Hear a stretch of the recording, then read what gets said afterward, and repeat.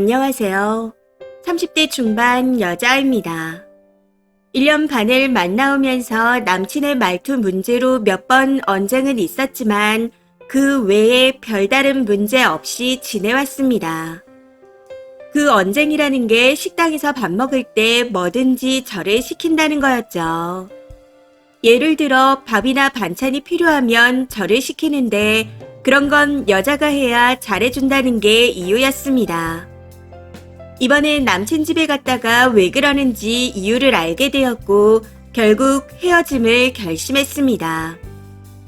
답답한 마음에 하소연도 하고 작게나마 잘했다는 위로를 받고 싶어 글을 씁니다. 마지막으로 제3자의 입장에서 검증을 받고 싶기도 하고요. 남친 집안은 남자 형제만 3명이고 남친이 막내입니다. 큰형은 결혼해서 남자아이 1명을 키우고 있고 부모님과 함께 살다가 직장 근처로 이사했다 들었습니다. 둘째 형은 상견례까지 마치고 파혼했다 했고 성격차로 형님분이 먼저 파혼을 선언했다고만 들었네요. 결혼하기에는 짧은 시간을 만났다 생각할 수도 있겠지만 서로 나이도 있다 보니 결혼하기로 약속했습니다. 거기다 앞서 말씀드렸듯이 1년 반을 만나는 동안 크게 싸운 적이 한 번도 없었고 성격이 잘 맞아서 같이 있으면 좋았거든요. 그런데 남친 부모님께 인사드리러 다녀온 후 이 결혼은 아닌 것 같다는 생각에 파혼을 결심했습니다. 남친과 결혼을 약속하고 난 후 먼저 양가에 인사드리기로 했고 제가 남친 집에 먼저 인사를 드리러 갔습니다. 해서 남친 집에 약속된 날짜, 시간에 맞춰 방문했고 다들 그렇게 하듯이 몇 가지 선물을 준비해 갔습니다. 그 중에는 고급 한우도 포함되어 있었죠. 아무튼 도착하자마자 인사를 드리고 난 후 아버님과 이런저런 이야기를 나누는데 그때부터 식사 준비를 시작하더라고요. 남친 어머니와 형수님 2분이서요. 저도 가만히 있기 뭐해서 같이 할게요 하고 말씀드렸더니 남친 아버님이 아직 손님이니 지금은 안 해도 된다며 저를 제지하셨습니다. 그때 큰형 아내분께서 큰 상을 질질 끌고 힘들게 들고 오시는데 남자들은 아무도 관심이 없더라고요. 좀 당황스러운 마음에 남친 옆구리를 쿡쿡 찌르며 눈치 줬더니 그제서야 자리에서 일어나서 형수님 제가 할게요 라고 하며 상을 받아들었습니다. 그런 상황에서 아버님은 예비 막내 며느리가 가져온 소고기 맛 좀 보자며 자리에 앉으셨고요. 어머님과 형수님은 음식을 나르는데 내 남자는 상에 둘러앉아 손가락 하나 까딱 안 하고 이야기만 나누고 있었습니다. 제가 보기에는 그 모습들이 너무 어이가 없었어요. 저희 집은 아버지께서 정말 많이 도와주시거든요. 해서 이때도 남친에게 살짝 눈치를 주니 또 그제서야 일어나서는 같이 나르기 시작하더라고요. 지금부터가 본격적으로 결혼을 그만둬야겠다 생각했던 부분들입니다. 다들 자리에 둘러앉아 있고 어머님이 상 아래에서 고기를 구우셨습니다. 큰형 아내분은 구운 고기를 상 위로 올려주셨고 남자들은 고기가 올라오는 족족 먹어 치워버리더라고요. 그러다 남친이 밥 이렇게 딱 한마디 하는 겁니다. 진짜 어이가 없었던 건 그 말에 어머님이 조용히 일어섰다는 거죠. 이후 어머님과 큰형도 나도 밥 하고 말했고 둘째 형은 아무 말 없이 고기만 먹고 있었습니다. 그렇게 어머님이 밥을 가지러 간 사이 며느리가 고기를 굽기 시작했고요.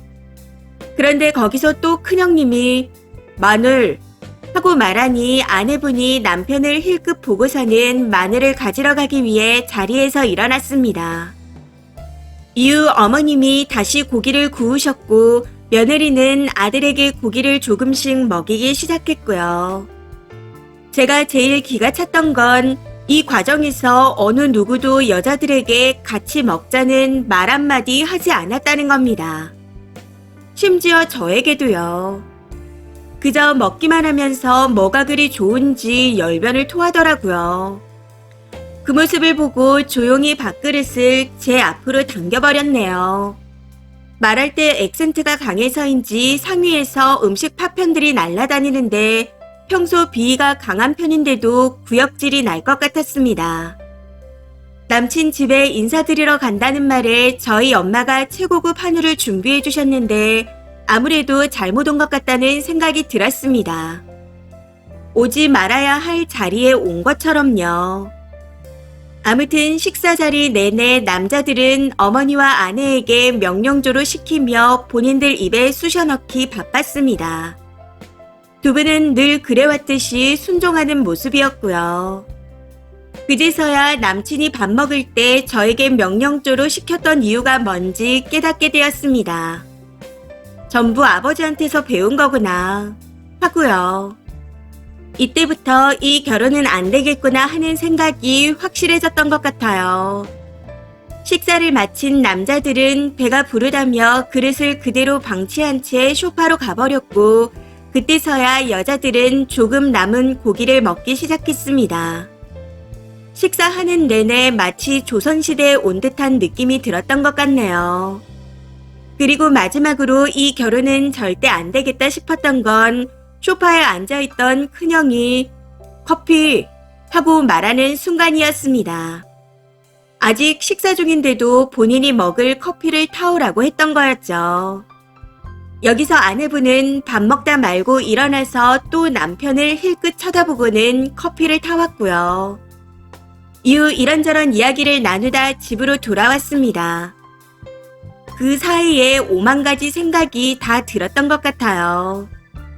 이 남자랑 결혼하면 내 미래가 딱 저런 모습이겠구나 싶었거든요. 아무튼 자고 가라는 남친과 남친 어머님의 말씀에 저녁에 집안에 일이 있다는 거짓말을 하고는 도망치듯 빠져나왔습니다. 나오기 전에 큰형 아내분에게 인사드렸더니 가족 뒤에서 미소를 지으며 조심히 가세요 하고 말하는데 그때 고개를 살짝 저으시는 걸 보게 되었습니다. 그게 마치 이 결혼은 아니라고 말하는 것처럼 느껴지더라고요. 그렇게 집으로 돌아오면서 운전하는 내내 아버님의 말씀이 귓가에 맴돌았습니다. 아직은 손님이다. 거기에 큰형 아내분이 고개를 저으시던 모습도 자꾸만 생각났고요. 집에 와서 부모님께 제가 보고 들은 말들을 모두 말씀드렸고 묵묵히 들으시던 부모님께서는 어떻게 할 거냐 물으시더군요. 해서 결혼 안 할 거라 말씀드렸고 제 말에 부모님도 잘 생각했다며 그런 집에 보낼 수 없다 하셨습니다. 미리 알게 돼서 천만 다행이라 하시면서요. 제 동생도 요즘 세상이 바뀐 줄 모르고 아직도 그런 집이 있냐며 미친 집구석이랍니다. 가장 불쌍한 건 그 집 며느리라네요. 아무튼 저는 이렇게 파혼이랄 것도 없는 파혼을 결심했습니다. 그런데 걱정거리가 하나 생겨버렸네요. 남친이 가끔씩 욱하는 성격이 있는데 제가 운영하는 가게도 알고 제가 사는 집도 안다는 겁니다. 혼자 자취를 하고 있는 상황이라 언제든 찾아올 수 있다는 거죠. 이별을 순순히 받아들이면 좋겠지만 아니라면 어쩌나 싶어서요. 해서 오늘부터 부모님 집에 들어가려고 합니다. 이럴 때 오빠라도 있었다면 좋겠지만 저와 여동생뿐이라 더 걱정이네요. 해서 혹시나 하는 마음에 시간을 두고 최대한 안전이별하려고 합니다. 그래도 이혼보단 파혼이 낫다 생각하거든요. 댓글입니다. 첫 번째, 부모님 말씀 들으세요. 결혼할 때 가정을 보라는 이유가 바로 이겁니다. 본대로 똑같이 와이프한테 하거든요. 저희 시댁은 아버님이 말수가 굉장히 적으십니다. 근데 한 번씩 얘기할 때 잘 웃으시고 어머님이 음식을 나르시면 고생했다는 말을 꼭 해주십니다. 그런 걸 보고 자라서 그런지 남편이 말수는 적은데 굉장히 가정적이에요. 저한테 갖다 달라고 절대 안 합니다. 오히려 뭐 갖다 줄까? 하고 물어보죠. 자식들이 부모님 보고 배운다는 말은 진짜입니다. 저런 막장 시댁이랑은 절대 엮이면 인생 망테크 타는 겁니다. 두 번째, 결정 아주 잘하셨습니다. 전형적인 가부장의 표본이네요. 절대 결혼하지 마세요. 진짜 최악입니다. 저희 친할아버지네 가족들이 그랬어요. 매일 저녁 할아버지는 돼지고기를 구워 드시고 어린 손녀들은 고기 냄새 맡으면서 밥을 먹어야 했습니다. 당연히 절대 밥상 치우는 일 따위는 하지 않았고 며느리와 할머니만 일했었죠. 남친한테는 이별의 사유를 곧이곧대로 말하지 마시고 시간을 조금만 두고 사랑이 식었다며 잔잔한 이별을 노려보세요. 너무 싸우거나 언쟁을 하면 위험합니다. 세 번째, 저도 남친 부모님께 인사드리러 갔다가 가부장적인 남친 부모님 모습과 가족들 태도를 보고 헤어졌습니다. 그런데 그 부모가 회사로 찾아오겠다 해서 난리가 났었네요. 아무튼 좋게 못 헤어졌어요. 남친 부모와 남친이 번갈아 회사에 찾아오고 매달리고 소송한다고 하고 위협하고 아주 난리도 아니었어요. 한 달쯤 지났는데 지금은 덜하긴 하지만 아직도 질척거립니다. 님은 제발 좋게 헤어지시길 바라요. 네 번째, 둘째 형이랑 만났던 분도 그 꼴 보고 도망간 듯 하네요. 그래도 이 남자는 착하니까 이러면서 결혼하는 멍청이가 아니라 너무 다행입니다. 한우가 아깝긴 하지만 한우값으로 나머지 인생이 폈다 생각하자고요. 다섯 번째, 당해보지 않은 사람들에게나 소설이겠죠.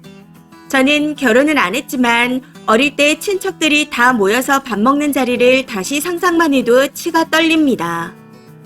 친가가 저렇게 가부장적이거든요. 남자들은 몇 명 안 되는데 큰 상에서 밥을 먹고 여자들은 인원이 6명이 넘는데 둥그런 작은 밥상에 반찬을 작게 올려서 먹었어요. 아직도 그런 집안이 남아 있습니다. 그걸 실제로 당하면 진짜 불쾌하고 역겨워요. 가부장이랍시고 연병 떠는 게 어이가 없습니다. 이번 사연은 여기까지입니다. 시청해주셔서 감사합니다.